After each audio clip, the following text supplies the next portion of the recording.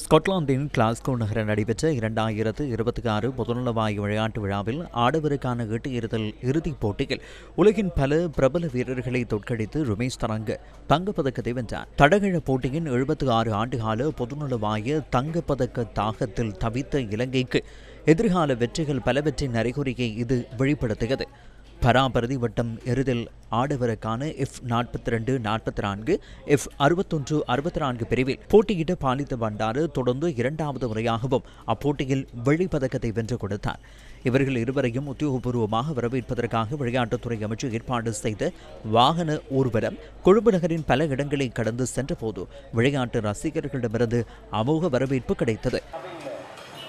ருமேஷ் மற்றும் பாலித் ஆகியோர் மீண்டும் வாகன ஊர்வலமாக டாரிங்டன் வளாகத்தை வந்தடைந்த பின்னர் பிரதான வரவேற்பு விழா நடைபெற்றது. இளைஞர் விவகார விளையாட்டுத்துறை அமைச்சர் சுனில்குமார் கமகி, விளையாட்டுத்துறை பிரதி அமைச்சர் சுகத் திலகரத்ன மற்றும் விளையாட்டுத்துறை அமைச்சின் அதிகாரிகள் உள்ளிட்ட பலரும் கலந்து கொண்டிருந்தனர். இந்திய கொடிகளுக்கு நடுவே எமது சிறிய நாடான இலங்கையின் கொடி மிக உயரத்தில் பறக்கவிடப்பட்டது. இலங்கையின் தேசிய கீதமும் இசைக்கப்பட்டது.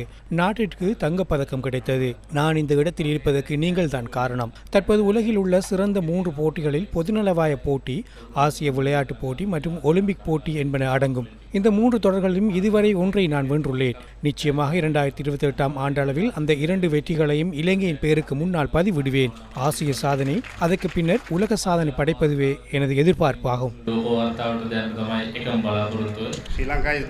இலங்கை ராணுவத்தில் தொடங்கிய பயணமே என்னை இங்கு கொண்டு வந்து சேர்த்துள்ளது. அந்த பயணத்தில் பலர் எனக்கு உதவினார்கள். குளிருடன் நாங்கள் ஒரு பெரிய சவாலை எதிர்கொள்ள வேண்டியிருந்தது. நான் பெற்ற பதக்கம் இலங்கையர்களாகிய உங்கள் அனைவரினதும் பதக்கமாகும். ஏனெனில் இலங்கை மக்களின் வரிப்பணத்தில் பெறப்படும் பணமே ஒரு நாடாக பிரதித்துவப்படுத்த எங்களுக்கு கிடைக்கின்றது. ருமேஷ் தரங்க என்ற விளையாட்டு வீரன் எதிர்காலம் குறித்து எங்களுக்கு நம்பிக்கை உள்ளது. எதிர்காலத்தில் எமது நாடு இதுவரை கண்டிராத நட்கனவை காண்பதற்கு ருமேஷால் முடியும் என நாம் எதிர்பார்க்கின்றோம். அதேபோன்று விளையாட்டு வீரர் பாலித்த பண்டார, நாம் இதுவரை பெற்ற 9 வெள்ளிப் பதக்கங்களில் 2 உரிமையாளரே பாலித்த பண்டார. எனவே இந்த வெற்றிக்காக நாமும் அவருக்கு வாழ்த்து தெரிவித்துக் கொள்கின்றோம்.